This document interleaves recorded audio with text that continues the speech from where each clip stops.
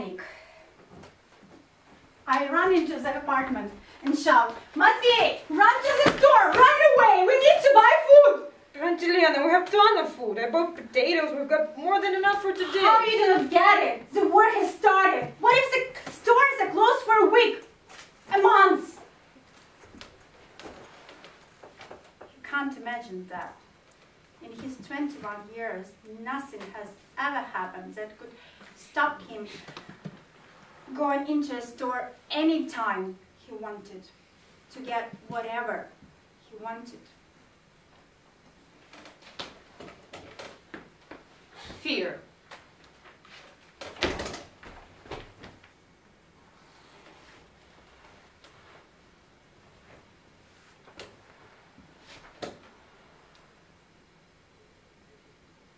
We're being bombed. I hear the sounds of shells outside the window. Google what to do. Hide in your apartment between two windowless walls, no doors, no windows.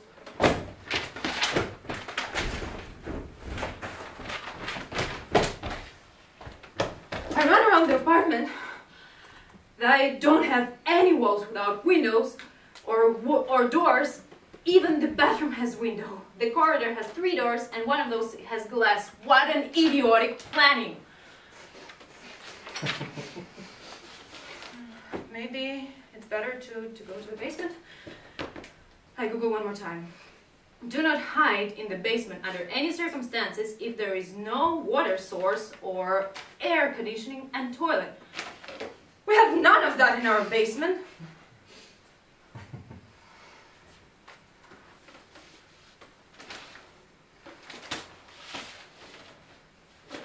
I lay down on the sofa. Nothing's gonna help anyway. Hunger.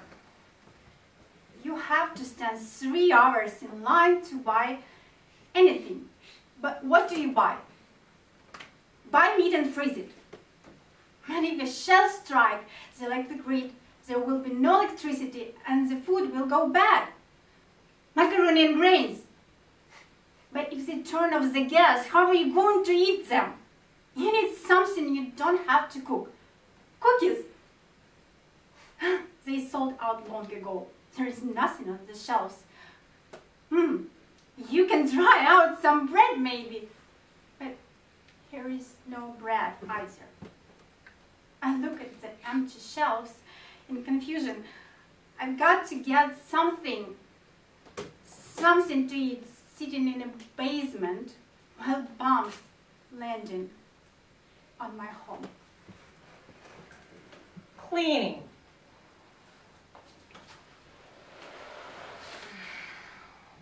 Dust irritates me. I should bake. But what if they bomb the apartment? Why make that? And what if they evacuate us and we have to leave immediately? I'll be washing the floor for nothing. Do you actually need to clean the apartment during war? Does anyone know what are the rules on that?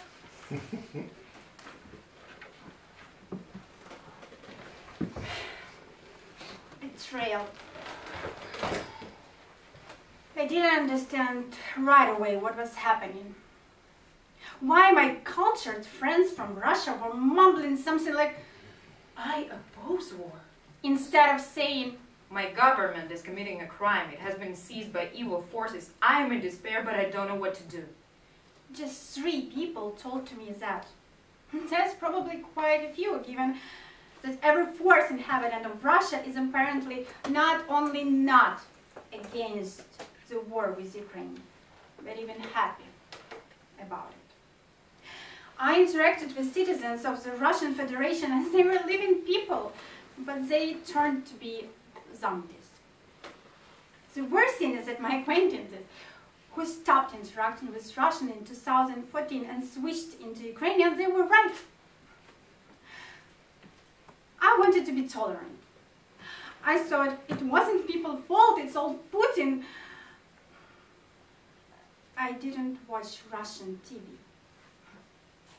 I didn't know what was going on there. Exchanges with a Russian girlfriend. How are you, Lena? Alive. The city is occupied. There's no way out. You asked me to write to who among us Russians support you. I don't understand. How does anyone could not support you? I do believe that not everyone in Russia is a zombie.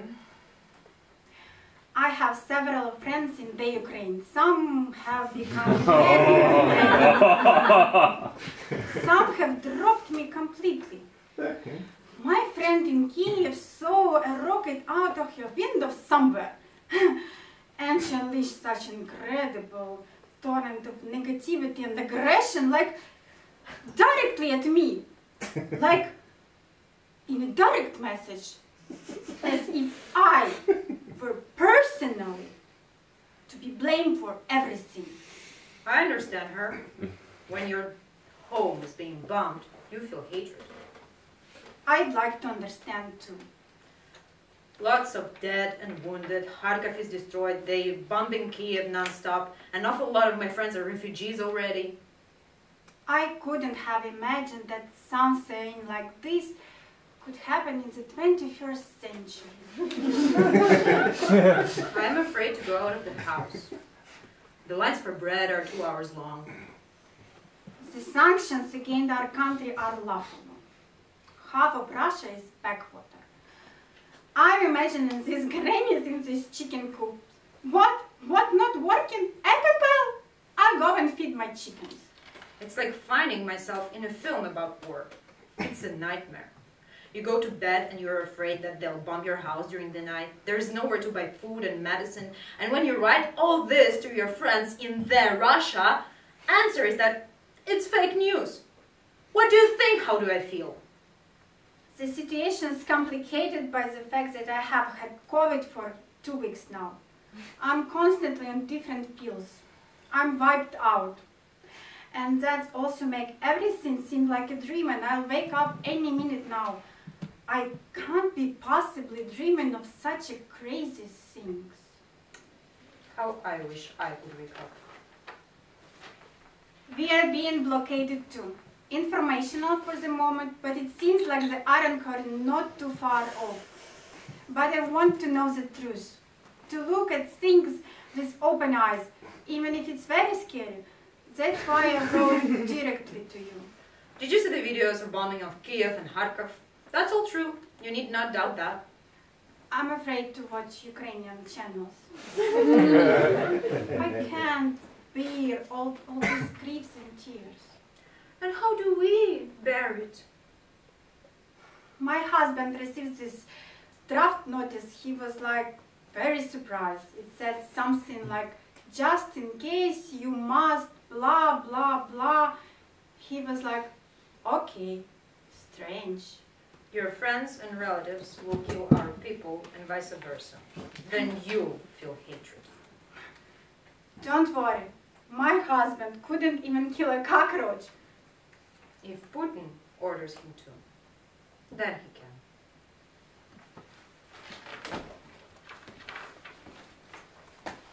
Hatred. When you hear the sound of shell flying over your house, at first you feel fear, and then hatred. Hatred for whoever did it, for all of Russia, for all of its inhabitants without exception. When there's silence outside the window, your brain kicks in, and only then you can think rationally about everything. Until you hear the sound of a shell outside your window, you will not understand what hatred is.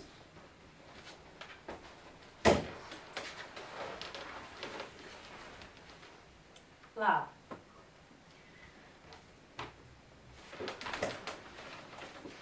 I have a friend. Well, not so much a friend, the relationship is complicated. He lives near Kiev. I live in Kherson.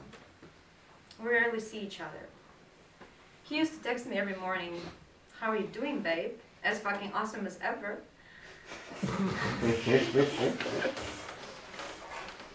Now I write him every morning. How are you there today? Any shooting? Are you still alive?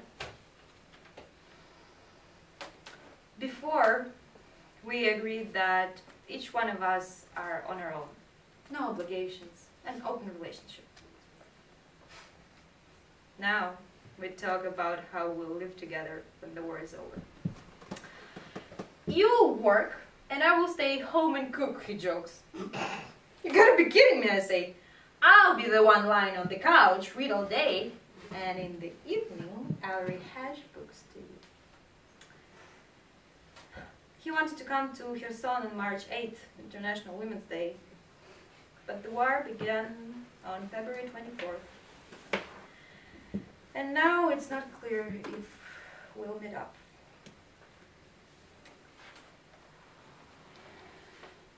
I'm afraid that he won't pick up the phone one day. The place where he is now is under heavy fire. Exchanges with the Ukrainian girlfriend. A woman was killed next door. I have no windows anymore. We're escaping now. Maybe someone will help us to get out too, but where? I had no plans to leave until an hour ago. Now, everything has changed. I took almost nothing. The cat is howling. Lena, pack up your suitcase. Don't repeat my mistakes. What city are you in now? Проведено, 15 kilometers from Severodonetsk. Severodonetsk is being heavily shelled. My job is gone. Shells keep hitting our neighborhood. I've already written off our apartment building. How are you doing? We're under occupation. No food or medicine has arrived in the city since the war began. We're threatened with starvation if this continues. For now, we are finishing up what we wrote before the war.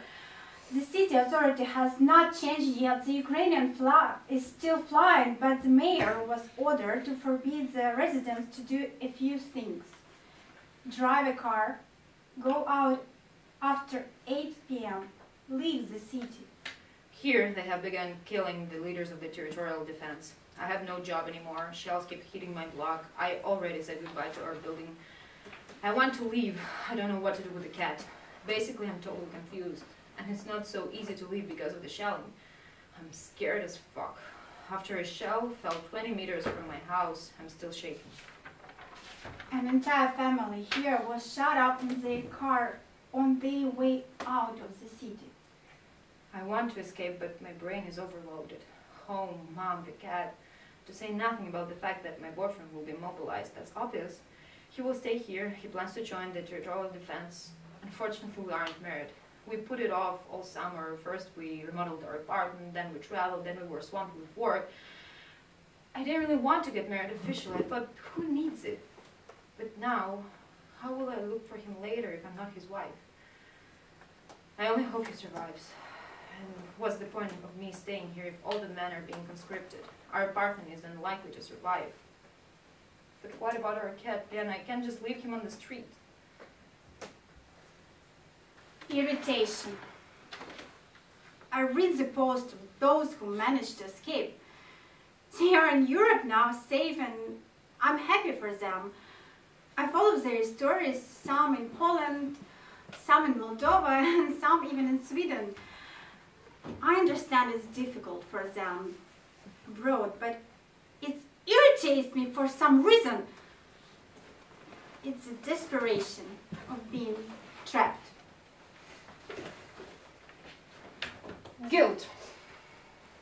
I feel guilty when I read about Kharkov and Mariupol, because these cities are being bombed heavily.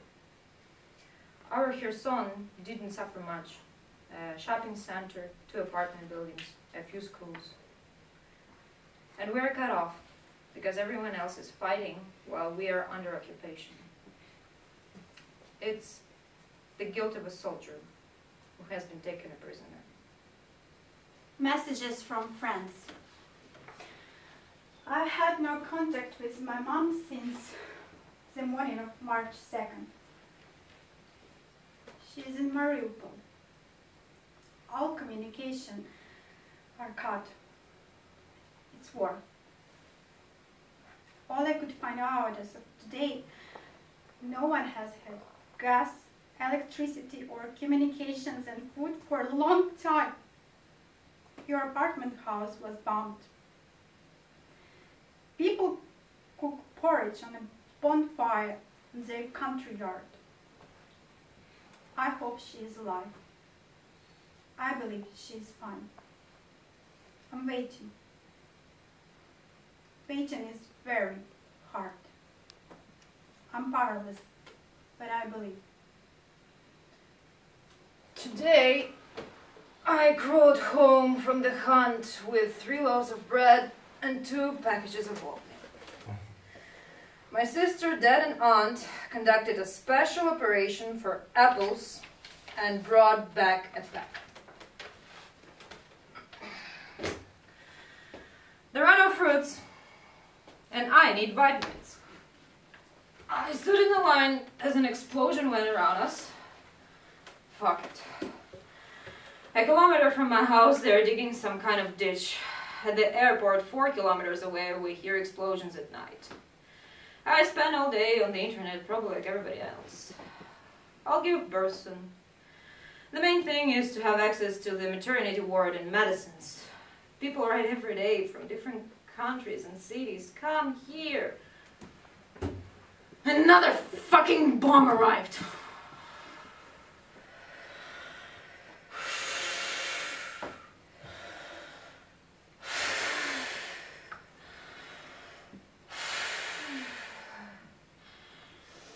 We are under occupation.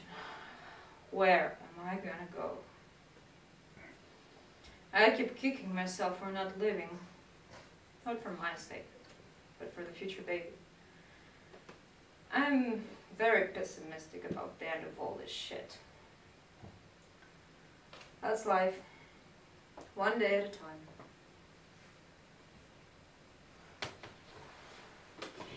Day 12 of the war. How are you doing? I'm doing fine. Everything is fine here. Planes flying over, explosions. My legs are killing me from standing in lines for food and animal feed. We have enough to eat for another 5 days. Then for a couple more days, we will have pickled cucumbers and drink fruit compote. I'm exhausted. I try to read, but I really can't, especially when explosions keep distracting me from my book. I'm counting on my army. I donated all my free money to them in order to hasten our victory.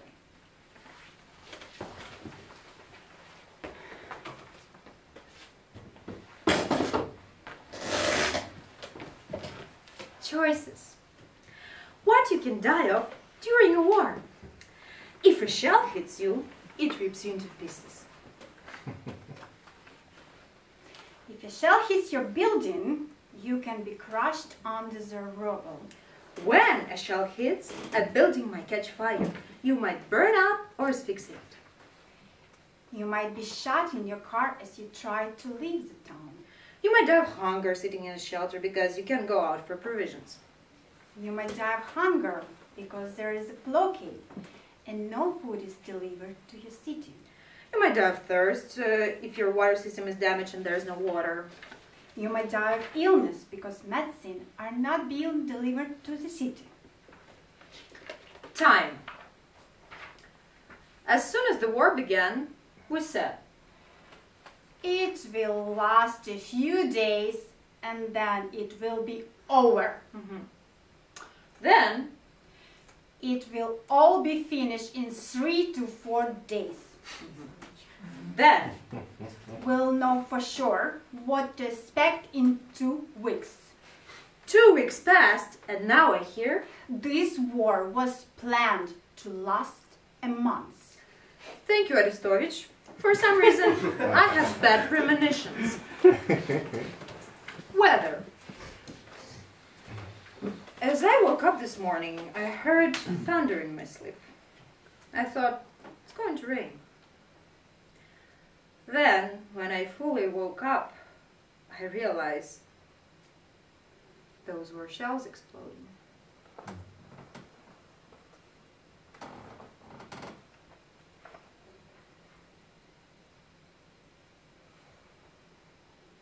Kherson, March 12, 2022.